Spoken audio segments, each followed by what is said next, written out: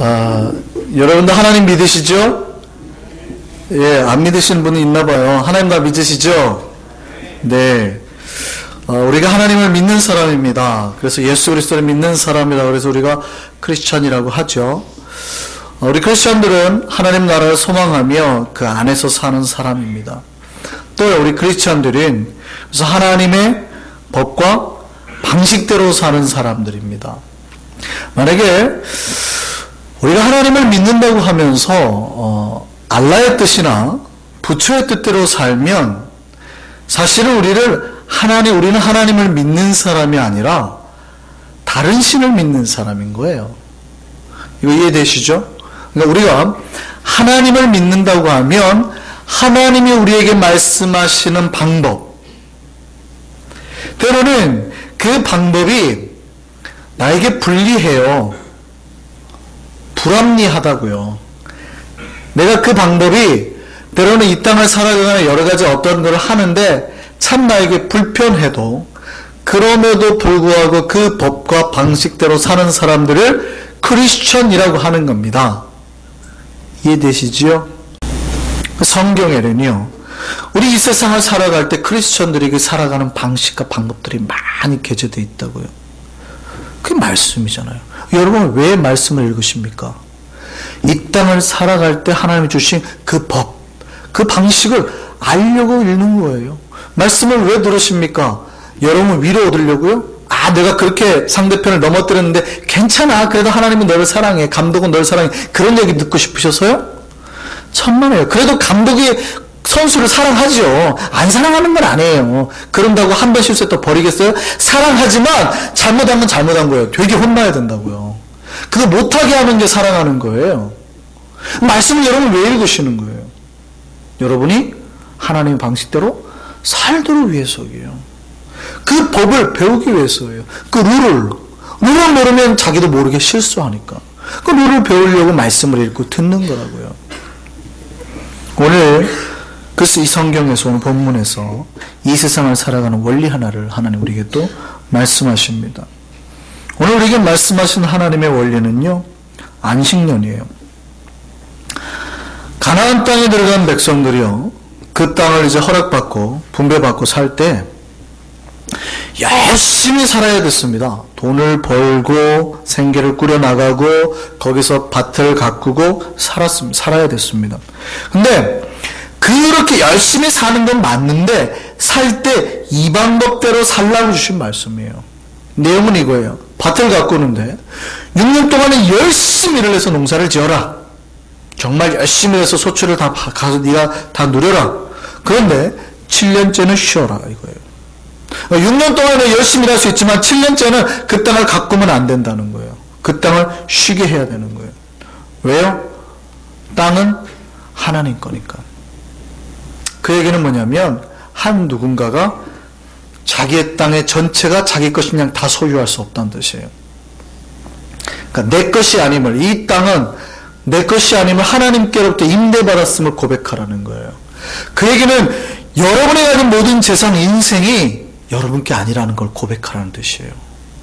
여러분 하나님께로부터 빌려받았다고요. 여러분께 아니에요. 하나님 거로부터 빌려받았다고요. 그러니 하나님 것임을 인정해라는 거예요.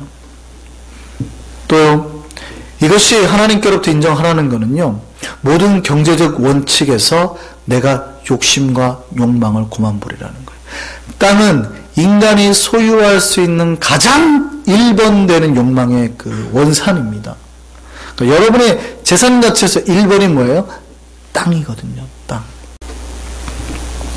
그러니까 하나님이 7년째 땅을 갖다가 경작하지 말고 놔두라는 얘기는 그 땅이 네 땅이 아니라는 걸 말하는 거예요.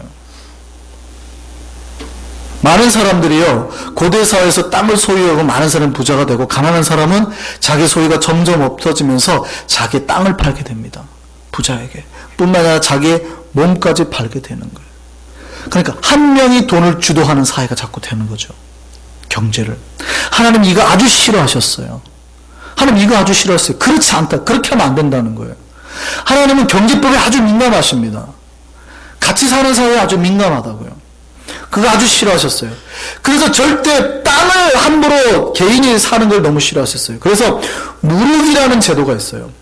땅을 사가지고 집주인이 안 돌려줄 수 있잖아요. 옛날에는 그랬거든요. 근데 그러면 안 되고 하나님이 보기에는 반드시 그 땅의 소유주를 산 사람이 땅을 돌려달라 하면 언제든지 돈을 받고 정상적으로 다시 살 수 있었습니다. 그 권리가 누구에게 있냐면 땅 판 사람에게 있는 거예요. 심지어 뿐만이 아니라 가족 중에서라도 이 사람이 땅을 만약에 잃어버렸어요. 그러면 가족 중에 친척 중에 한 명이라도 가서 그 땅을 대신 사줄 수가 있는 거예요. 그게 무르기 제도입니다. 그러니까 절대 한 명이 개인 경제적인 이권을 가지지 못하도록 만드는 거예요. 그 중에 첫 번째가 뭐냐면 땅 쉬겨라. 이거는 네 소유가 아니라는 거예요. 절대 경제적인 원리에서 이건 절대 네 소유가 아니야. 그러니까 7년째는 경작하지 말고 쉬어. 그게 너에게 영적으로 도움이 돼. 이 말이에요. 이 땅에 사는 우리도 그렇습니다. 여러분 열심히 일하다 보면은 가끔 돈이 여러분을 먹는 경우가 있죠. 경제적 그 원리 때문에 여러분 인생 살아가는 경우가 간혹 있어요. 여러분이 여러분의 삶을 풍요하기 위해서 돈을 버는 게 아니라 돈이 여러분을 붙들고 움직이는 경우가 많아요. 그러시면 안 된다고요. 여러분이 그걸 영원히 소유하며 사는 게 아니에요. 여러분이 가진 모든 것 하나님으로부터 빌려 사는 겁니다. 그래서 안식년은요, 이 땅을 쉬게 하는 거예요. 이 땅이 하나님 것임을 선포하는 행위예요. 그래서 6년간 열심히 일하고 7년째는 쉬게 해야 됩니다. 그 땅도 쉬게 해야 돼요. 뿐만이 아니라 쉬게 하면서 보세요. 7년째 쉰다고 그래가지고 가꾸지 않는다고 그래가지고 그 밭에 있던 여러 나무나 열매들이 안 맺힐까요? 맺혀지죠. 예, 뭐 많이는 안 맺힐지 모르지만 80% 이상 맺혀진단 말이에요. 그럼 그 소유를 어떻게 해야 될까요? 7년째 안 맺혀지는 열매 소유를. 예. 반드시 그걸 그래서 성경이 이렇게 돼 있어요. 자기 소산물을 남종이나 여종, 억압받는 사람들이에요. 재산 다 뺏기고 몸 팔려온 사람들.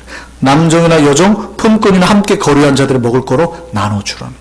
그건 누구 거예요? 내게 아니고 다른 사람 거예요. 그러니까 내 소유의 7분의 1은 누구 거예요? 다른 사람 거예요. 이해되세요?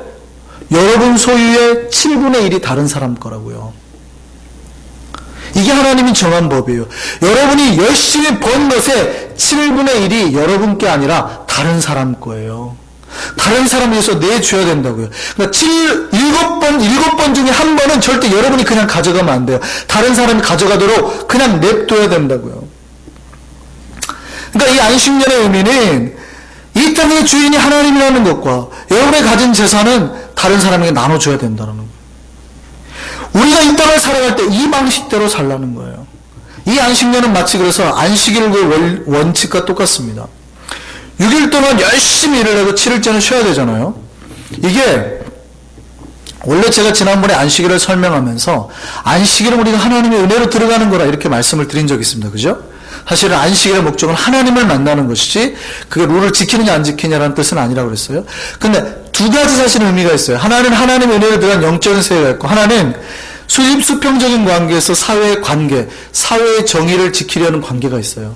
그 얘기는 뭐냐면 주인은 내가 예배를 드리고 싶고 내가 쉬고 싶으면 아무 때나 쉬지만 노동자는요. 그 가게에 속한 짐승은요. 소나 다른 것들은요. 못 쉬는 거죠. 막 돌리는 겁니다. 그들이 예수를 안 믿거나 만약에 주의를 안 지키는 사람이라면 안식일 넘는 거죠. 막 돌아가죠. 그럼 이게 뭐예요? 사회 정의에 위배된다고요. 하나님의 사회 정의는 어디까지 가냐면 짐승들에게까지 가요. 안식일을 통해서 누구까지 쉬게 만드는 줄 아세요? 땅, 짐승. 그 다음에 자기에 속한 나그네 종들까지. 이게 목적이에요. 안식일이 그거예요. 안식년도 똑같죠. 이 안식일의 의미가 커진 게 안식년이에요. 본문 한번 볼까요? 출애굽기 23장 10절입니다. 출애굽기 23장 10절 같이 한번 읽어보겠습니다. 시작. 너는 6해 동안은 너의 땅에 파종하여 그 소산을 거두고 7채에는 갈지 말고 묵혀두어서 누구를 위해서요? 네 백성의 가난한 자들이 먹게 해라. 이게 안식년에 대한 규례예요. 가난한 자들이 먹게 해라. 그리고 그 남은 거 누가 먹어요? 들짐승이 먹게 해라. 최소한 크리스찬이라면 누구까지 생각해야 된다고요? 자연까지 생각해야 되는 거예요.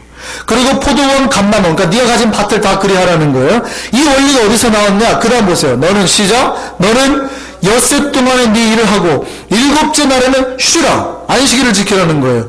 이것을 통해서 누가 쉬어요? 네 소와 나귀가 쉴 것이며. 이해되세요?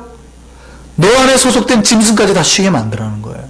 네 소와 나귀가 쉴 것이며 또 뿐만 아니라 그 다음에 네 여종의 자식과 그러니까 종에 소속된 모든 사람들 그 다음에 나그네까지 뭐 한다고요? 뭐 한다고요? 숨을 돌리리라. 쉬게 된다고요. 이게 안식일과 안식년의 목적이에요. 그러니까 우리가 막 세상에 돈을 벌 때 나 혼자를 위해서만 막 돈을 벌면 안 돼요. 여러분 돈을 벌 때 누구를 생각하셔야 돼요? 주변에 힘들고 가난한 사람 돌봐서 내가 이거를 긁었을 때 저 사람에게 피해가 갈 것 같으면 덜 긁으셔야 된다고요. 내가 7년째까지 다 긁는 게 아니에요. 그렇게 긁으시면 안 된다고요. 이거 긁었을 때 저 사람이 지금 피해보고 힘들 것 같으면 살짝 조금 긁으셔야 돼요. 그러니까 이렇게 긁다가 손을 살짝 갈고리를 벌려갖고 긁어내셔야 된다고요. 이게 하나님이 이 땅을 살아가는 크리스천들에게 허락하신 법이에요. 아이고 목사님 돈은 그렇게 버는 거 아닙니다. 이런 짜리라도 싹싹 긁어 모아야죠. 그거는 누가 가르치는 거예요? 세상이 가르치는 거예요. 하나님이 가르치는 거는요. 예, 다 긁죠. 긁다가 마지막 한 번은 듬성 긁어야 돼요. 이걸 누가 가져가도록? 다른 약한 사람이 가져가도록. 마치 빗질을 할 때 찬빗으로 긁으면 뭐까지 나와요? 이까지 나오죠. 석회까지 나오죠. 근데 그런 빗질 하지 말라는 거예요. 듬성빗, 도끼빗으로 이렇게 파마빗 빗듯이 이렇게. 이게 하나님의 세상을 살아갈 때 우리에게 허락하신 거예요. 뿐만이 아니라요, 이 안식일은 좀 다른 의미까지 있습니다. 뭐냐면 더 크게 7년째 될 때는요, 그동안 나에게 빚을 진 사람의 그 빚을 그냥 면제시켜줘야 돼요. 우리가 세상을 살아갈 때 얼마나 경제제도 가운데 주변을 생각해야 되는지 아시겠어요? 7년째는 나한테 빚진 사람 빚을 다 그냥 갚아주는 거예요. 그들에게 자유와 그들의 억압받고 고통받은 사람들한테 해방을 주는 날이 안식년이에요. 이거 하라는 거예요.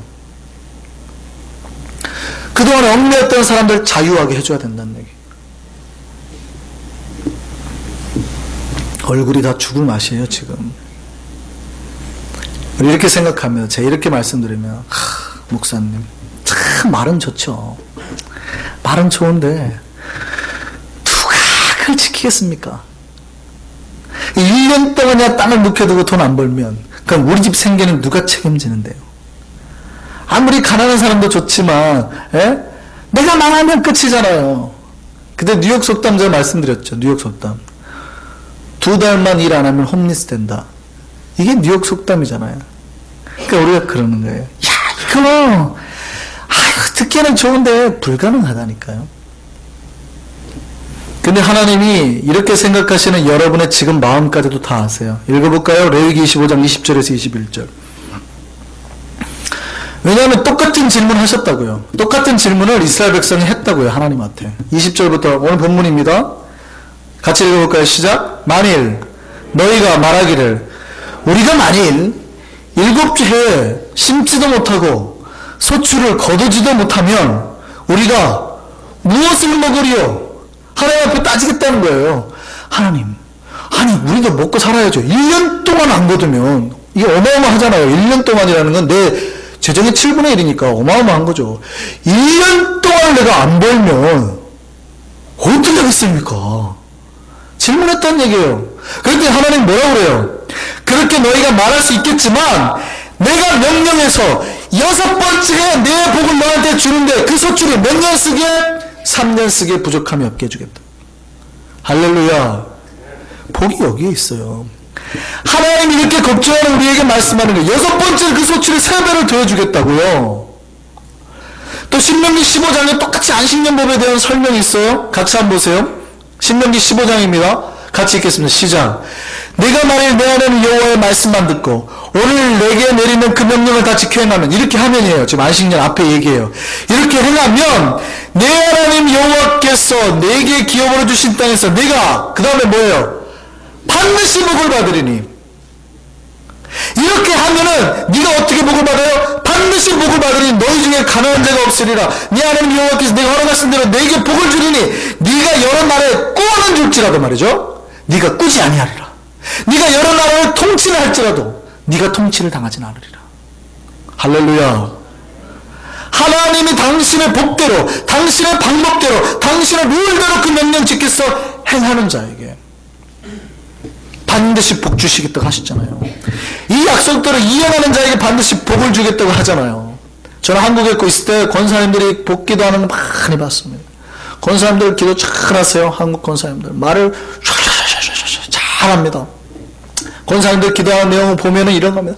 하나님, 우리의 자녀가 들어와도 복 받고 나가도 복 받게 해주시고 정녕 꾸어는 줄지언정 꾸임을 당하지 않도록.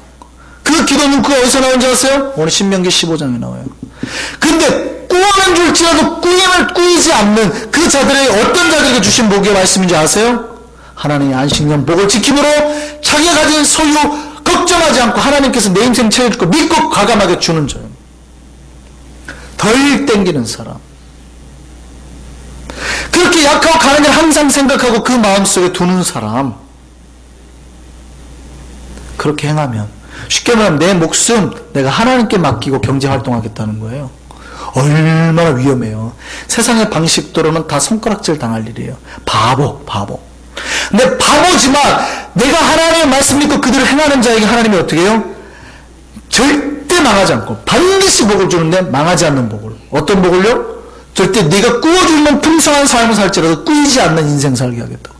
네가 다른 누군가를 통치할 수는 있어도 통치당하지 않는 인생 살게 하겠다고. 이미 하나님 약속해 놓으셨어요. 여러분이 기도한다고 되는 게 아니라 그렇게 행하면 주시는 거예요. 그렇게 행하면. 하나님 주옵소서, 죄송한데 기도한다고 주는 게 아니에요. 그런 복은. 여러분 자손이 잘 되는 게 우리 아이가 뭐 꾸어주는 복, 죄송한데 기도한다고 되는 게 아니에요. 오늘 조건이 뭐예요? 너희가 그렇게 지켜 행하면이에요. 조건이. 행할 때에, 우리가 감당해 믿고 그렇게 줄 때에, 그렇게 살 때에 하나님 그냥 주시다고요. 이게 원칙이고 복이고 하나님의 방법이에요. 하나님 우리 아이에게 복을 주옵소서, 꾸어는 줄지라도 필요 없다고요. 그런 기도 안 하셔도 돼요. 그냥 사시면 돼요. 그렇게. 우리가 복을 못 받는 이유는 뭐예요? 못 믿어서 그래요. 불안하니까. 믿음이 없다는 뜻이에요. 되게 불안해한 거예요. 여러분 경제의 7분의 1을 가난한 자들에게 어떻게 줍니까? 밭에서 막 떨어져 가고 있는 거 아까워라. 안 그러겠어요? 들짐승이 저걸 먹어야 돼? 뭐 이러고 있죠. 잘 깨달으셔야 된다. 그 다음에 등장하는 게 희년입니다. 사실 오늘 본문에서 제가 안식년 부분을 안 읽었어요. 마태오 레위기 25장 앞부분의 안식년인데 오늘 본문부터 읽은 게 이제 희년입니다. 이 희년은요, 안식년의 연장선상에 있습니다. 안식년 때 아까 뭐 하라고 그랬어요? 예, 면제해 주라고 그랬잖아요. 빚진 거 갚아주라고 그랬잖아요. 다시는 이제 받지 말고 돌려주라고 그랬잖아요. 다 빚을 탕감해 주라고 그랬어요. 빚을. 그런데 이 희년은요, 안식년이 7번 지나고, 총 몇 년이에요? 그렇죠. 계산이 빨리 나오시네요. 역시 7년이 7번 되니까 몇 년이에요? 49년 지나고. 많은 어떤 신학자는 그래서 안식년이 49년째라고 말하는 사람도 있습니다. 근데 오늘 본문에 보면 10절에 보면 안식년이 정확하게 몇 년이라고요? 50년째 계수하라는 말씀이 있죠. 그래서 이 본문에 의해서 대부분의 전통적인 신학자는 50년째 해를 안식년이라고 봅니다. 이게 안식년이에요. 이 50년째가 되는 이 안식년, 이거를 희년이라고 그러는데요. 이 희년은요, 안식년 배에 최소 7배는 높아요. 50년 만에 돌아오니까, 안식년이 50년 만에 돌아오니까, 이 안식년하고는 비교도 할 땐 대규모 면제와 회복이 일어납니다. 빚만 탕감해 주는 게 아니에요. 그동안에 자기가 가졌고 땅을 가졌잖아요. 그러면 땅을 원래 소유주에게 돌려줘야 돼요. 또 내가 그 사람을 노예로 잡았잖아요. 이 노예문서 모두 파기하고 다 돌려줘야 돼요. 원래대로. 그러니까 그동안에 억눌리고 고통받고 힘들었던 사람은 다 자유하게 되는 날이에요. 모든 게 원래 상태로 되돌아가는 날이라고요. 그러니 이 희년이 무슨 날이에요? 잔치의 해고 축제의 해죠. 그래서 그 영어 성경으로는 이 희년을 주빌리 그러줍니다. 그리고 찬양도 있어요. 뭐 이런 영어 찬양 있어요. 주빌리, 주빌리, 할렐루 이런 찬양이 있어요. 그죠? 이런 거 있다고요. 그 주빌리가 뭐냐면 잔치의 날, 뭐 회복의 날, 뭐 이런 뜻인데, 기쁨의 뜻인데, 이 주빌리가 원래 히브리어, 희년을 말하는 히브리어가 요벨이거든요. 요벨. 이 말을 영어식으로 바꾼 게 주빌리예요. 이 날은 모두가 해방되는 날이라고요. 그동안에 억눌려서 종되었던 자가 자유하게 되고, 내가 얼마나 그 마음 조이고 살아요. 다 뺏겼던 거 다 회복되는 날이라고요. 이게 희년이라고요. 이 날을 지키셔야 된다고요. 그러면 여러분, 우리는 어떻게 안식년과 희년을 지킬까요? 어떻게? 우리도 이제부터 오늘부터 계산해가지고 7년째 날에는 다 나누고 50년째 날에는 그동안 내가 빚졌던 거 뭐 나에게 참 다 탕감해 주리라. 그리고 살면 될까요? 아니요. 놀랍게도요, 저와 여러분에게는 이미 희년이 임했습니다. 여러분이 이미 희년을 맛보고 산다고요. 무슨 말인지 잘 모르시죠? 예수님이요, 자신의 공생애를 시작하시면서 처음으로 하신 말씀이 있어요. 이게 뭐냐면, 이사야서에 보면은 메시아가 올 것이다 라는 예언이 굳건데 많이 나와 있습니다. 근데 메시아가 올 것이라는 말씀 중에서 메시아가 오시면 이런 일이 일어날 거다, 메시아가 오셔서 이렇게 하실 거다라고 약속되어 있는 구절이 있어요. 그러니까 누가복음에 보면 예수님이 자기의 공생애를 시작하면서 가장 처음 던진 메시지가 바로 이 이사야의 메시지를 가지고 와서 나는 이걸 위해서 이 땅에 왔다, 이런 장면이 있어요. 찾아볼까요? 누가복음 4장 17절입니다. 누가복음 4장 17절 같이 한번 보겠습니다. 선지자 이사야 글을 드리거늘 책을 펴서 이렇게 기록된 데를 찾으시니, 예수께서 지금 이사야 글에서 이걸 찾으셨다는 거예요. 이런 말씀하십니다. 곧 주의 성령이 내게 임하셨으니 이는 가난한 자에게 복음을 전하게 하시려고 내게 기름을 부으시고 나를 보내사 포로된 자에게 자유를, 눈먼 자에게 다시 보게 함을 전파하며 눌린 자를 자유롭게 하고 주의 무슨 해요? 은혜의 해를 전파하게 하려 하심이라. 은혜의 해가 뭐예요? 희년을 말하는 거예요. 희년. 예수께서 오신 이유는 우리 모두에게 희년을 선포하려고 오셨다고요. 그러니까 50년째 되는 해가 희년이 아니라 여러분이 예수 그리스도를 믿는 순간 모두 다 희년의 은혜 속에 들어가게 됐다고요. 그러니 사도행전은 그 은혜를 맛본 자마다 어떻게 했어요? 교회가 자기 가진 재산을 다 나눠서 가난한 자들에게 주고 살았잖아요. 인생이 그냥 희년이 돼버린 거죠. 그러니까 여러분이 희년의 은혜 속에 사심을 기억하시기 바랍니다. 근데 어떻게 사셔야 돼요? 날마다 희년으로 사셔야 되는 거예요. 이 얘기하면은 더 긴장해요. 큰일 났다. 매일 어떻게 나눠주고 사냐. 왜 그런지 아세요? 왜 여러분 그런 생각 가지고 계신지 아세요? 여러분이 부자라고 생각하니까 그래요. 여러분 부자세요? 이 세상 땅을 여러분 혼자 다 가지고 계세요? 예수님이 하신 말씀은요, 여러분 모두가 집 빼앗기고 땅 빼앗기고 재산 빼앗기고 심지어 여러분이 노예로 잡혀가 살고 있다고 보는 거예요. 여러분이 죄의 노예, 인생의 노예, 경제적인 돈의 노예, 갇힌 거 빼앗긴 거 다 빼앗기고 살고 있다고요. 지금. 근데 예수께서 오셔서 희년을 선포하셨어요. 예수 믿는 자마다 어떻게 해요? 죄에서부터 자유하게 되고 인생이 회복되고 새로운 잔치의 날이 되고요, 희망의 날이 되고요, 회복의 날이 된다고요. 그러니까 여러분이 예수 믿는 자마다 희년의 은혜가 여러분에게 임하게 된다, 그 얘기입니다. 예수를 믿는 자는 희년의 은혜에 임하게 되니까 여러분이 그동안 모든 억눌렸던 것도 자유하게 돼요. 그러니까 뭐예요? 잔치의 날이 되는 거죠. 여러분 인생은 희년의 날이 될 줄 믿습니다. 그렇게 사셔야 된다고요. 그러니까 여러분의 인생은 이제 기쁨과 즐거운 찬송만 나와야 돼요. 여러분 그동안 빼앗던 거 다시 다 찾아낼 때니까. 억눌렸던 거 다시 다 찾아낼 때니까. 여러분 죄로부터 빼앗겼던 거, 갇혔던 거 자유하게 된 날이니까. 기뻐하시라고요. 자유하게 된 사람은 어떻게 해야 돼요? 똑같이 이 희년을 다른 사람에게 선포해야 됩니다. 나쁜 사람이 이런 거예요. 복이 왔는데 자기만 누려요. 그리고 다른 사람에게 주지 않으려고 해요.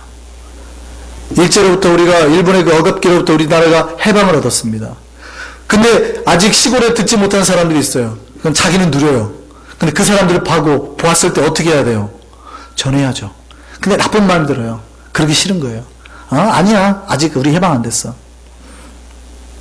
아주 나쁜 사람들이죠. 예수 믿는 사람 중에 그런 사람이 있어요. 자기가 은혜를 누릴 건 다 누려요. 근데 전하지 않아요. 그렇게 하지도 않아요. 여러분 은혜를 누리고 여러분이 탕감을 얻었잖아요. 그럼 여러분한테 죄진 사람은 어떻게 해야 돼요? 똑같이 여러분이 탕감해줘야죠. 그러니까 $10,000 그 탕감 받은 사람이 500데나리온 탕감 못 해줘가지고 멱살 잡고 감옥에 넣잖아요. 그러니 하나님 보고 어떻게 해요? 이 나쁜 놈하고 다시 잡아오죠. 똑같은 그 비유가 오늘 똑같은 거예요. 여러분 은혜를 맞이해가지고 여러분이 그동안에 빚었던 모든 죄로와 모든 억압으로부터 다 자유함을 얻었어요. 그럼 어떻게 해야 됩니까? 다른 누군가에게도 똑같이 베풀고 나누고 여러분이 이제 은혜를 사셔야 된다고요. 희년을 사셔야 된다고요.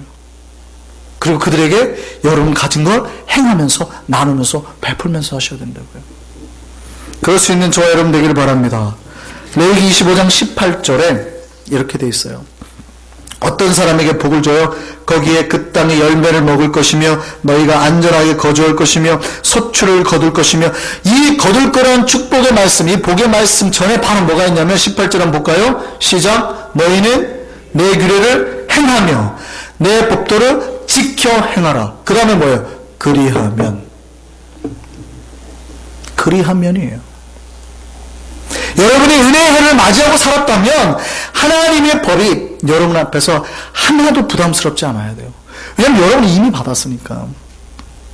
우리에게 이 은혜의 복이 넘치기를 간절히 바랍니다. 하나님의 은혜를 누리고 사셔야 돼요. 그럴 때 하나님께서 여러분 하나님의 은혜, 열매, 여러분 베푼 세 배 복을 주시는 겁니다. 이 법을 믿는 자들이 크리스천이에요. 이 법을 누리고 이 법의 방식대로 사는 사람이 크리스천이에요. 세상 사람들은 우리 보고 손가락질 할 수 있어요. 그러나 우리는 그 사람들 말 무시하는 거예요. 하나님의 법대로 사는 거예요. 태권도 선수가 물대로 경기하듯이. 이 은혜의 해의 법과 방식대로 사시는 저와 여러분 되기를 바랍니다. 두려워하지 마세요. 걱정하지 마세요. 주님 명령대로 사는 겁니다. 그러면 주께서 최고의 복으로 갚아주시는 겁니다. 우리가 가진 것을 항상 뛰어나 가난하게 주는 걸, 가난한 사람에게 주는 걸 당연하게 생각하세요. 그것 때문에 가난해질 거라 생각하지 마세요. 우리가 믿는 하나님 약속하셨잖아요. 그럴 때 몇 배의 복을 준다고요? 3배의 복을 항상 주실 거라고요.